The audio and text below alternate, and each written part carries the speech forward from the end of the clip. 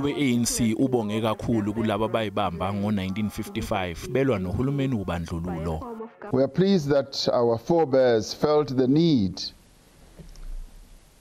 and indeed the duty to respond to this oppressive regime. Ramaphosa uthi uhulumeni uzamile ukuqinisa inhlaka ezithile zomthetho ekutheni zilwe nodlame olubhekiswe kwabesifazane kanye nezingane wathi wonke umuntu kumele alwe nalesihlava. All of society needs to work together to combat gender-based violence and femicide by confronting patriarchal norms and attitudes and acting at all times in a manner that respects the rights and the lives of women.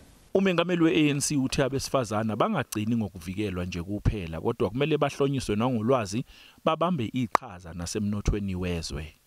We further need to focus on the economic and social empowerment of women, actively working to ensure women have a greater stake in the economy of our country.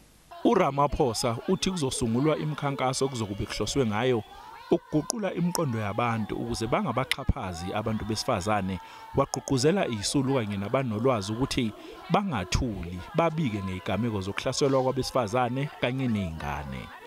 nguCalvin Dludla weindaba zeSABC.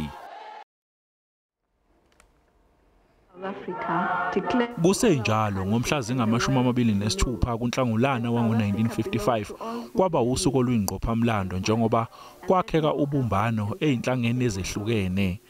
iANC kanye nomfelandawonye wayo iSouth African Indian Congress, South African Coloured Congress kanye neWhite Congress of Democrats bahlangana eKliptown bezokwemukela usomqulo umhlahlandlela wenkululeko.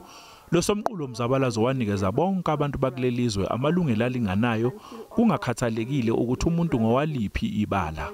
The Freedom Charter is a very significant document in our struggle in that it was not imposed on the people by a few office bearers of any organization, but it was a document which was drawn by the people themselves.